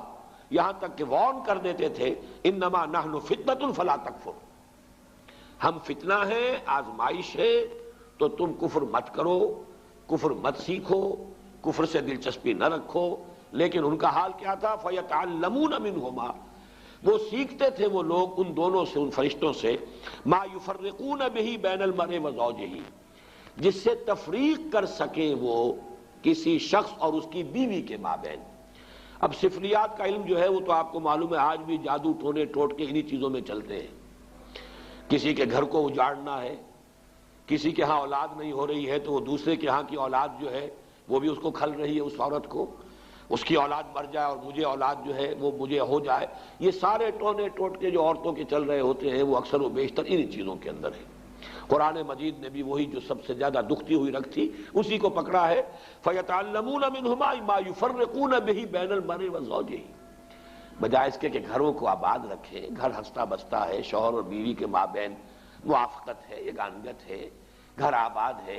تو بجائے اس کے کہ وہ اس کو دیکھ کر جو ہے خوش ہو، اس کے اندر کوئی فساد پیدا کرنا، کوئی اختلاف پیدا کرنا، ان کے درمیان کوئی دنگا اور لڑائی کی شکل پیدا کرنا، تفرقہ پیدا کر دینا۔ یہ بھی ہو سکتا ہے کہ کوئی شخص جو ہے کسی عورت کی سے خود شادی کا خواہش مند ہو اور اس کے لیے اس نے یہ سارے جو ہے ہتھ کنڈے کیے ہو۔ ما یفرقون بھی، اب بھی جو تعویذ بکتے ہیں محبوب قدموں میں آ کر گرے گا، تو وہ تو تعویذ جو ہے وہ انہی چیزوں کے لیے، تو وہ یہ تعویذ و گنڈوں کا کام جو ہے سب سے زیادہ جو اس میں ہاٹ کیکس کی طرح بکنے والے ہیں وہ تو ظاہر بات ہے اسی دھندے سے متعلق ہے۔ وَمَا هُمْ بِضَارِّينَ بِهِ مِنْ أَحَدٍ إِلَّا بِإِذْنِ اللَّهِ، حالانکہ نہیں تھے وہ ضرر پہنچانے والے کسی کو اس کے ذریعے سے مگر یہ کہ اللہ کے حکم سے۔ توحید کا تقاضا یہ ہے کہ کسی شے میں کسی تاثیر کو مستقل نہ مانا جائے جب تک کہ اللہ کا اذن نہ ہو۔ کسی شے میں تاثیر ہونا یہ اور چیز ہے۔ اللہ تعالیٰ نے آگ میں تاثیر رکھی ہے کہ وہ جلاتی ہے، لیکن اس کا جلانا بالفعل اللہ کے اذن پر منحصر ہے۔ اللہ نہیں چاہے گا نہیں جلائے گی آگ۔ تو اگر آگ سے اس کی صفت منفک ہو سکتی ہے، جدا ہو سکتی ہے، تو ظاہر بات ہے اور چیزیں جتنی بھی ہیں ان میں تاثیرات تو ہیں، لیکن ان تاثیرات کا بروئے کار آنا، بالفعل نتیجہ خیز ہونا اللہ کے اذن کے بغیر نہیں ہے۔ چونکہ یہود جو ہے وہ توحید کے مدعی ہے، اور یہ ماننا پڑتا ہے دنیا میں جتنی توحید ان میں رہی ہے، باقی آپ مسلمانوں کے معاملے کو چھوڑ دیجئے، وہ تو پھر ایک یعنی آخری امت ہے، اور جس طریقے سے تکمیل ہوئی ہے اور دین کی حفاظت کا اللہ نے انتظام کیا ہے تو وہ معاملہ علیحدہ ہے۔ باقی مسلمانوں کو، اس امت محمد صلی اللہ علیہ وسلم کو علیحدہ کر دیجئے تو تاریخ انسانی میں توحید کا اتنا چرچا کسی قوم میں نہیں رہا جتنا یہود میں رہا، اس میں کوئی شک نہیں۔ ان کے ہاں وہ شرک کی وہ دوسری علائشیں جو ہیں، توہمات شرک کم آئے ہیں، لیکن یہ کہ ان معاملات کے اندر اللہ تعالیٰ نے اسی لیے حوالہ دیا کہ توحید کے اگر قائل تھے تو اس کا تو نتیجہ یہ نکلنا چاہیے کہ کسی شے میں کوئی تاثیر بغیر اذن رب اس کا کوئی ظہور نہیں ہو سکتا، نتیجہ خیز نہیں ہو سکتی۔ لہذا ان معاملات کے اندر دلچسپی لینا در حقیقت توحید کے منافی ہے۔ وَيَتَعَلَّمُونَ مَا يَضُرُّهُمْ وَلَا يَنفَعُهُمْ، اور وہ سیکھتے تھے وہ چیزیں جو انہیں نقصان پہنچاتی تھی، فائدہ نہیں پہنچاتی تھی۔ وَلَقَدْ عَلِمُوا لَمَنِ اشْتَرَاهُ مَا لَهُ فِي الْآخِرَةِ مِنْ خَلَاقٍ، حالانکہ وہ خوب جانتے تھے کہ جو کوئی بھی ان چیزوں کو اختیار کرے گا، خریدے گا، ان سے دلچسپی رکھے گا، اس کا آخرت میں کوئی حصہ نہیں۔ یعنی شریعت موسوی میں ان چیزوں کو حرام کر دیا گیا تھا اسی طریقے سے جس طریقے سے کہ شریعت محمدی میں جادو حرام ہے۔ میں اس کا بھی حوالہ آپ کو سنا دوں گا۔ وَلَبِئْسَ مَا شَرَوْا بِهِ أَنفُسَهُمْ لَوْ كَانُوا يَعْلَمُونَ، اور بہت بری شے تھی وہ جس کے عوض کے انہوں نے اپنے آپ کو فروخت کر دیا۔ یعنی دنیاوی مفادات، دنیاوی لذتیں، جو بھی دنیا کی گھٹیا آرزویں، خواہشات ہیں، ان کے عوض اپنے مستقبل کو، اپنی آخرت کو، اپنی ابدی زندگی کو برباد کیا۔ وَلَبِئْسَ مَا شَرَوْا بِهِ أَنفُسَهُمْ، گویا کہ اپنے آپ کو بیچ ڈالا، اپنے آپ کو جہنم کا ایندھن بنا دیا ان چیزوں کے لیے، ان کی طلب میں، ان کے حصول کے لیے۔ لَوْ كَانُوا يَعْلَمُونَ، کاش کہ یہ جانتے ہوتے، انہیں علم حقیقی حاصل ہوتا۔ وَلَوْ أَنَّهُمْ آمَنُوا وَاتَّقَوْا لَمَثُوبَةٌ مِّنْ عِندِ اللَّهِ خَيْرٌ، اور اگر اس کے برعکس وہ ایمان اور تقویٰ کی روش اختیار کیے رہتے۔ اب یہ گویا کہ مجھ سے اور آپ سے بھی کہا جا رہا ہے اور امت مسلمہ سے کہا جا رہا ہے کہ بجائے ان چیزوں میں دلچسپی رکھنے کے، اگر ایمان، تقویٰ، جہاد، احسان، جو اللہ نے دین کے لیے جو یہ مقامات جو ہیں، مقامات بلند جو تمہارے لیے جن کا راستہ کھول دیا ہے، ان کی طرف توجہ رکھو، ان گھٹیا چیزوں کی طرف کوئی میلان نہ ہو، کوئی توجہ نہ ہو۔ وَلَوْ أَنَّهُمْ آمَنُوا وَاتَّقَوْا لَمَثُوبَةٌ مِّنْ عِندِ اللَّهِ خَيْرٌ، تو جو بدلہ اور ثواب اور اجر اللہ کی طرف سے ملتا کتنا بہتر ہوتا۔ لَوْ كَانُوا يَعْلَمُونَ، کاش کہ انہیں معلوم ہوتا۔ میں نے وہ جو عام اس کی جو ایک تفسیر ہے اس کے حوالے سے تو یہ بات پوری کر دی۔ اس موضوع پر یہ کہ کیا چیز تھی جو نازل کی گئی تھی فرشتوں پر، ہاروت اور ماروت پر، اگر انہیں فرشتے ہی مانا جائے جیسا کہ اکثر مفسرین کا اجماع ہے۔ اس موضوع پر میں سمجھتا ہوں کہ مولانا امین احسن اصلاحی صاحب نے جو رائے ظاہر کی ہے وہ بہت مضبوط ہے، قوی ہے، اور وہ یہ ہے کہ اصل میں ایک علم وہ بھی ہے جسے ہم کلمات کی تاثیرات کا علم کہتے ہیں، روحانی اثرات، جیسے مادی چیزیں ہیں، میٹر ہے، فزیکل کمپاؤنڈز ہیں، کیمیکل کمپاؤنڈز ہیں، ہر شے کی اپنی پراپرٹیز ہیں، ان کی تاثیرات ہیں۔ ایسی کلمات کے بھی کچھ خواص ہیں، جیسے آپ کو معلوم ہے ساؤنڈ ہے، آواز ہے، اس کی اپنی ایک تاثیر ہے۔ ایک آواز ہے کہ جس سے طبیعت کے اندر انشراح پیدا ہو جاتا ہے، خوشی ہوتی ہے۔ آخر یہ موسیقی میں کیا ہوتا ہے؟ وہی آواز ہے، کسی اور آہنگ میں آئی ہے، دل افسردہ ہو جاتا ہے، غم کی کیفیت طاری ہو جاتی ہے آواز۔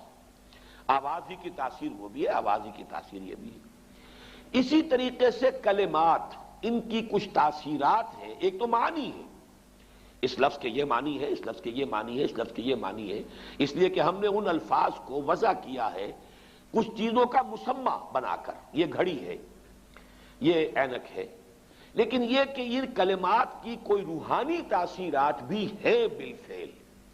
ان کا انکار نہیں کیا جا سکتا۔ ان تاثیرات کا استعمال ہے کہ جو ان اعمال کے اندر ہوتا ہے، ان تاثیرات کو، ان کی جو ظاہر بات ہے کہ اسی کو غلط استعمال جادو کی شکل میں ہوتا ہے، انہی کلمات کا استعمال ہے، ان کے اندر تاثیرات ہیں، ان کا ایک استعمال جادو کے لیے ہو رہا ہے۔ لیکن ایک زمانے میں ضرورت پیش آتی ہے مختلف دور میں، جیسا کہ ہندوستان میں بھی ہمیں معلوم ہے کہ ایک حد تک یہ علم بھی دیا گیا یا لوگوں نے حاصل کیا دشمنوں کا اور مخالفوں کا توڑ کرنے کے لیے۔ ہندوستان میں جوگی، سنیاسی، انہوں نے جو بھی نفسیاتی ایکسرسائزز کی ہوئی تھی، جس طرح کی جو بھی چلہ کشی کی ہوئی تھی، اس سے جو بھی لوگوں کے اوپر اپنی روحانیت کا ایک جو ہے وہ فسوطاری کیا ہوا تھا، روب ڈالا ہوا تھا۔ اب ظاہر بات ہے کہ اس روب کو توڑے بغیر یہاں ہمارے صوفیہ اسلام کی تبلیغ نہیں کر سکتے تھے، لہذا انہوں نے ان چیزوں کا علم حاصل کیا ایک درجے میں، اور ان کو حاصل کر کے اور پھر ان کا جو ہے مقابلہ کر کے انہوں نے اس میدان میں بھی شکست دی، اور اس کے بعد یہ ہے کہ ان کے لیے راستے کھل گئے کہ پھر انہوں نے دین کو سمجھا اور دین کی طرف آئے، اور جو اصل دین ہے اس کی تعلیم بھی ان تک پہنچ گئی۔ اسی طریقے سے آپ کو معلوم ہے ہندوستان میں یہ قوالی کا رواج کیوں ہوا؟ ہندو مزاج کے اندر یہ موسیقی جو ہے وہ ان کے مذہب کے ساتھ گندھی ہوئی ہے، رچی بسی ہوئی ان کے مزاج کے اندر، اس کے حوالے سے وہ ان کی پوری عبادات بھی جو ہے وہ بھجن ہے یا جو اور جس طریقے سے ہے، وہ ان کے ہاں اس درجے ان کی طبیعت ثانیہ بن چکے تھے کہ اس ذریعے سے ان تک بات پہنچانے کے لیے کچھ لوگوں نے اس راستے کو بھی اختیار کیا۔ اگرچہ وہ شروع میں جو یہ قوالی ہوتی تھی اس میں یہ مزامیر نہیں ہوتے تھے، انسٹرومنٹل میوزک نہیں تھا، وہ صرف یہ کہ ظاہر بات ہے کہ وہ میوزک جو اللہ تعالیٰ نے انسان کی اپنی آواز میں رکھ دیا ہے، جس کے لیے فرمایا گیا کہ قرآن مجید کو مزین کرو، زین القرآن باصواتکم، قرآن مجید کو اچھی سے اچھی آواز میں خوش الحانی کے ساتھ پڑھو تاکہ قرآن مزین ہو جائے۔ قرآن کے اندر جو اس کے صوتی آہنگ ہے، اس کی اپنی تاثیر ہے۔ ایک اچھا قاری قرآن پڑھ رہا ہو، اس کے اثرات چاہے سمجھا نہ ہو آپ نے، سمجھنا اپنی جگہ پر ایک اور سورس ہے علم کا، اور وہ ضروری ہے، قرآن اسی لیے نازل کیا گیا ہے لیدبروا آیاتہ، تاکہ اس کی آیات پر غور کیا جائے۔ یہ جو ہے اس کی ترجیحات کے اندر تو رہے گا، لیکن یہ کہ اس کی قرات کے اندر اپنی ایک تاثیر ہے، اس کا انکار کرنا درست نہیں ہے۔ اگر اس کی کوئی تاثیر نہ ہوتی تو اتنی تاکید نہ ہوتی۔ من لم یتغن بالقرآن فلیس منا، جو قرآن مجید کو اچھی آواز سے، حسن صوت سے نہیں پڑھتا وہ ہم میں سے نہیں ہے، اس درجے تاکید۔ بلکہ جیسا کہ حضرت ابو موسیٰ اشعری رضی اللہ تعالیٰ عنہ کی تحسین فرمائی حضور نے کہ ایک رات آپ مدینے میں گلیوں میں جب آپ کچھ گشت فرما رہے تھے تو حضرت ابو موسیٰ اشعری رضی اللہ تعالیٰ عنہ وہ تہجد کی نماز میں قرآن پڑھ رہے تھے، اور اس اللہ تعالیٰ نے انہیں ایسی آواز دی تھی کافی دیر تک حضور وہاں کھڑے سنتے رہے۔ ظاہر بات ہے مکان تو ایسے تو نہیں تھے ہمارے، وہ تو ایک کسی کا کمرہ، ایک کوئی کوٹھڑی ہوتی تھی، حجرات تھے، اس کے اندر جو بھی وہ پڑھ رہے تو باہر گلی میں سنائی دے رہا ہے۔ صبح فجر میں جب ملاقات ہوئی ہے تو پھر حضور نے حضرت ابو موسیٰ سے پھر یہ فرمایا، یا ابا موسیٰ انک قد اوتیت مزمارا من مزامیر آل داؤد، اے ابو موسیٰ آپ کو تمہیں تو اللہ تعالیٰ نے آل داؤد کے سازوں میں سے ایک ساز عطا کیا ہے، یہ ساز جو ہے گلے میں تمہارے یہ ساز ہے، تو یہ جو فطری ساز تھا اصل میں اس کا استعمال کیا گیا تھا، اور اس کے ذریعے سے اس کا بہترین استعمال کیا گیا، بعد میں پھر اس کے اندر اضافے ہوتے چلے گئے۔ وہ میں موجودہ قوالی کو نہیں کہہ رہا، بلکہ جو آغاز تھا قوالی کا وہ اس انداز میں ہوا۔ اسی طریقے سے گویا کہ کچھ کلمات کی تاثیر اور اس کے جو خواص ہیں ان کا کوئی علم تھا جو ایک زمانے میں ان کو دیا گیا ہے، ورنہ جادو کے بارے میں تو جیسا کہ میں نے عرض کیا، یہ کتاب استثناء جو ہے، یعنی فلسطین میں صحرائے سینا میں جبکہ ابھی تھے بنی اسرائیل، حضرت موسیٰ علیہ السلام ساتھ تھے، اس وقت انہیں جو ہدایات کی گئی تھی ان میں سے یہ ہے، جب تو اس ملک میں جو خداوند تیرا خدا تجھ کو دیتا ہے پہنچ جائے تو وہاں کی قوموں کی طرح مکروہ کام کرنے نہ سیکھنا، تجھ میں ہرگز کوئی ایسا نہ ہو جو اپنے بیٹے یا بیٹی کو آگ میں چلوائے۔ اب دیکھیے یہ عمل آج بھی روافظ کے ہاں یہ آگ پر چلنے کا جو رواج ہے، بعض جو ہے اس طرح کے کرتب دکھائے جاتے ہیں، اور ظاہر بات ہے جو حالات جو ہیں اس سے آپ متاثر ہوتے ہیں۔ آگ کے اوپر انگاروں کے اوپر چل رہے ہیں۔ یہ اعمال کہاں سے چلے آ رہے ہیں؟ یہ حضرت موسیٰ علیہ السلام کو حضرت مسیح سے 1400 برس قبل یہ بتایا جا رہا ہے۔ تجھ میں ہرگز کوئی ایسا نہ ہو جو اپنے بیٹے یا بیٹی کو آگ میں چلوائے، یا فال گیری یا شگون نکالنے والا یا افسونگر یا جادوگر یا منتری یا جنات کا آشنا یا رمال یا ساحر ہو، کیونکہ وہ سب جو ایسے کام کرتے ہیں خدا کے نزدیک مکروہ ہیں،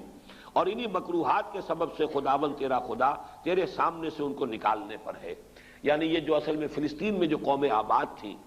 فلسطین حضرت یوشع ابن نون، جوشع جو جانشین تھے حضرت موسیٰ علیہ السلام کے، ان کے ہاتھوں جب فتح ہوا ہے تو فلسطین میں جو قومیں اس وقت آباد تھیں ان میں یہ اعمال موجود تھے، لیکن ہوا یہی کہ انہوں نے جا کر وہاں پہ وہ اعمال ان سے سیکھے۔ پھر جب ان کا وہ دور آیا ہے کہ جب حضرت طالوت کو جالوت کے مقابلے کے لیے اللہ کے جو نبی اس وقت سموئیل نبی انہوں نے معین کیا ہے، تو جو اصلاحات ان کے ذریعے سے ہوئی ہیں، اور ساؤل اصل میں نام ہے تورات میں حضرت طالوت کا، ساؤل نے جنات کے آشناؤں اور افسوگروں اور جادوگروں کو ملک سے خارج کر دیا تھا۔ پرج ہوئی ہے جو ان کا جو گولڈن پیریڈ شروع ہوا، حضرت طالوت، حضرت داؤد، حضرت سلیمان، یہ 100 برس ہیں ان کے گولڈن پیریڈ کے، تو یہ پرج کر دی گئی تھی۔ لیکن پھر حضرت سلیمان علیہ السلام کے زمانے میں وہ جنات کے ساتھ جو ان کا خلا ملا ہوا، پھر وہ شیطانی اعمال، سفلی اعمال، وہ جادو، وہ ٹونے ٹوٹکے آ گئے، اور 2 عطشہ ہو گیا معاملہ یہ جب یہ عراق میں رہے، بیبیلونیا میں، کیپٹیوٹی میں، حالت اسیری میں، پھر وہاں پر جو معاملہ اپنی انتہا کو پہنچا تو اللہ تعالیٰ نے پھر وہاں پر جو ہے ان فرشتوں کو جو معروف تفسیر ہے اس کے مطابق فتنہ بنا کر بھیجا۔ اور دوسری رائے جو مولانا اصلاحی صاحب کی ہے کہ اصل میں وہ فرشتوں پر جو چیز نازل کی گئی تھی، بہرحال وہ ساحری جادوگری نہیں ہو سکتی، بلکہ معلوم ہوتا ہے کہ انہی کلمات کے خواص کا علم تھا جو ایک زمانے میں ان کو اس لیے تلقین کیا گیا کہ اس کے ذریعے سے وہ دشمنوں کا توڑ کر سکیں، دشمنوں کا مقابلہ کر سکیں، اس کو صحیح مقصد کے لیے استعمال کر سکیں۔ لیکن جب ان کی ذہنیت مسخ ہوئی، انہوں نے اسی کو برے مقاصد کے لیے، غلط مقاصد کے لیے، جیسے 2 دھاری تلوار ہے، آپ اسے کسی اچھے مقصد کے لیے بھی استعمال کر سکتے ہیں، لیکن جب آپ کی اپنی ذہنیت مسخ ہو جائے گی تو اسی کو آپ کسی غلط کام کے لیے استعمال کریں گے، تو پھر وہ ہوتے ہوتے وہ جادوگری اور وہ یہ سفلی اعمال اور آکلٹ سائنسز، ان سب کا معاملہ جو ہے ان کے ہاں رواج پا گیا۔ بس یہ وہ رائے ہے کہ جو میں نے سمجھا کہ وہ میں آپ کے سامنے لے آؤں۔ مجھے مولانا امین حسن اصلاحی صاحب کی اس رائے سے اتفاق ہے۔ باقی اب اصل میں یہ سمجھ لیجئے جو میں نے اس بات شروع میں عرض کی تھی، علم کے بارے میں قرآن مجید جو واضح کرتا ہے وہ یہ ہے کہ علم صرف 2 ہے، تیسری کسی شے کے پیچھے پڑنا یہ در حقیقت اللہ تعالیٰ کے حکم کی خلاف ورزی ہے، یہ جن کو آکلٹ سائنسز کہا جاتا ہے۔ اسی لیے حضور نے فرمایا جس کسی نے کسی نجومی کی بات کی تصدیق کی اس نے میرے لائی ہوئی شے کی تکذیب کی۔ اب یہ چاہے وہ ہاتھوں کی لکیروں کا علم ہو، چاہے وہ اب ہمارے ہاں اس کو بھی سائنس کہہ دیتے ہیں، سائنس آف نمبر، اگرچہ جب اس کو واضح کریں گے تو پھر وہ آکلٹ سائنسز کا لفظ آتا ہے، اور یہ ہاروسکوپس بنے ہوتے ہیں، اور یہ جو ہر اخبار کے اندر چلے آ رہے ہیں، اور فلاں کا یہ ہے اور فلاں کا وہ ہے، یہ مختلف حوالوں سے جو ہے وہ قسمتیں ہیں، فال گیری ہے، یہ تمام چیزیں جو ہے در حقیقت یہ اس دائرے میں آتی ہیں کہ جن سے دلچسپی رکھنا گویا کہ دین کے مقاصد کے برعکس ہے۔ حضور کے وہ الفاظ ان سب کے اوپر آئیں گے، اگرچہ یہ سب غلط نہیں ہے، ان کے اندر تاثیرات ہیں، حقیقتیں ہیں۔ حقیقت ہونا کسی شے کا اور ہے اور کسی شے کا جائز اور حلال ہونا اور ہے۔ جب قرآن مجید تو شراب کے بارے میں کہتا ہے کہ اس میں کچھ نفع بھی ہے، وَمَنَافِعُ لِلنَّاسِ، لوگوں کے لیے کچھ فائدے ہیں، لیکن اسمہما اکبر من نفعہما، ان کا گناہ کا پہلو جو ہے وہ ان کے نفع کے پہلے سے جوئے کا بھی اور شراب کا بھی وہ زیادہ ہے، لہذا وہ حرام کر دیے گئے۔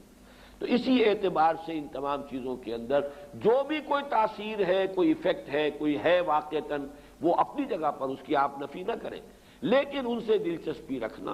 اس کے پیچھے لگنا، اس میں یقین رکھنا، یہ چیزیں جو ہے پھر انسان کے اندر جس طرح کا ایک وہمی سا مزاج پیدا کر دیتی ہے، پھر اس کے اندر سے وہ عمل کی جو ایک قوت ہے اور ایک ارادہ اور عزم، اس کو جس طریقے سے دیمک جو ہے لکڑی کو کھا جاتی ہے، اس طریقے سے یہ دلچسپیاں پھر انسان کے اندر سے اس عزم اور ارادے اور جد و جہد اور عمل، اس سے انسان کو جو ہے بیگانہ کر دیتی ہیں۔ تو ان کو ہمارے ہاں حرام قرار دیا گیا۔ تو علم دو کون سے ہے؟ یا ایک علم وہ ہے جو آپ نے تجرباتی علم حاصل کیا، ان السمع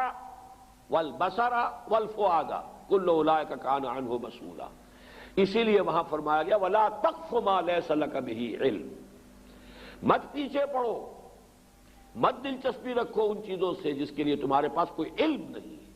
اس لیے کہ علم کے لیے اللہ تعالیٰ نے تمہیں جو ذرائع دیے ہیں، ان السمع والبصر والفؤاد کل اولئک کان عنہ مسئولا۔ اور اس مرتبہ جو منتخب نصاب کا درس میں نے مکمل کیا ہے، میں واضح کر چکا ہوں اپنی رائے کہ فؤاد کا ترجمہ جو عام طور پر دل کیا گیا، مجھے اختلاف ہے۔ میرے نزدیک فؤاد جو ہے در حقیقت وہ یہ عقل ہے۔ فائدہ ہوتا ہے کسی شے سے کوئی شے اخذ کر لینا۔ آپ نے دیکھا ہوگا پرانے زمانے کی کتابوں میں کوئی چیز لکھی گئی، اس کے بعد فے کا ایک نشان ڈال کر اب کوئی آگے جملہ آ رہا، فے یعنی فائدہ۔ اس بات سے یہ ایک نتیجہ یہ نکل رہا ہے، اس کو پلے باندھتے چلو، یہ فائدہ جو ہے یہاں سے حاصل کر لو پھر آگے بڑھو، تو وہ فے لگا ہوتا فائدہ کے لیے۔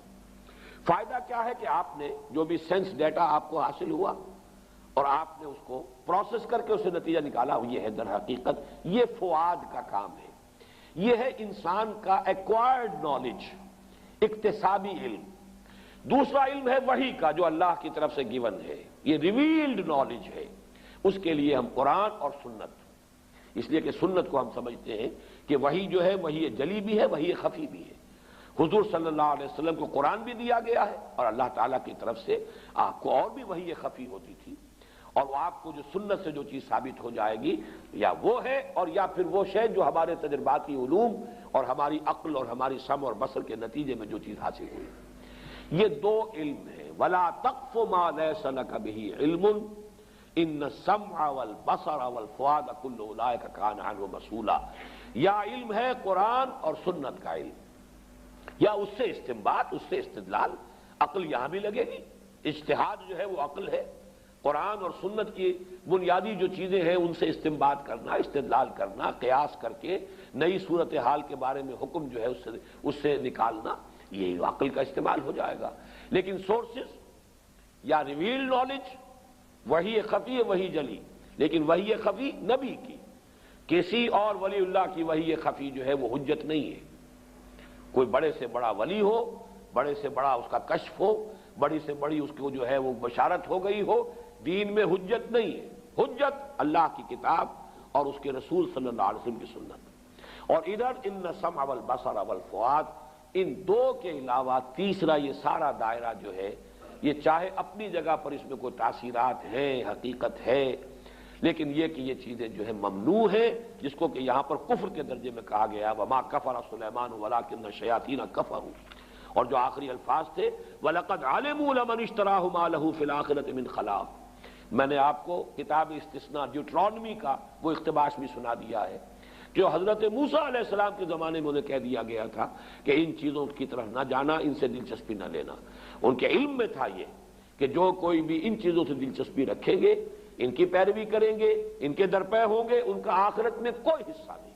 وَلَبِئْسَ مَا شَرَوْا بِهِ أَنفُسَهُمْ، لیکن انہوں نے ان چیزوں میں مشغول ہو کر، ان میں دلچسپی لے کر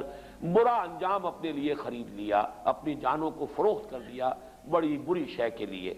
لَوْ كَانُوا يَعْلَمُونَ، کاش کہ انہیں معلوم ہوتا، وَلَوْ أَنَّهُمْ آمَنُوا وَاتَّقَوْا لَمَثُوبَةٌ مِّنْ عِندِ اللَّهِ خَيْرٌ، اور اگر وہ ایمان اور تقوی کی روش پر قائم رہتے تو اللہ کی طرف سے اجر و ثواب بہت بہتر رہتا۔ لَوْ كَانُوا يَعْلَمُونَ، کاش کہ وہ جانتے۔ بارک اللہ لی و لکم فی القرآن العظیم ونفعنی وإیاکم بالآیات والذکر الحکیم۔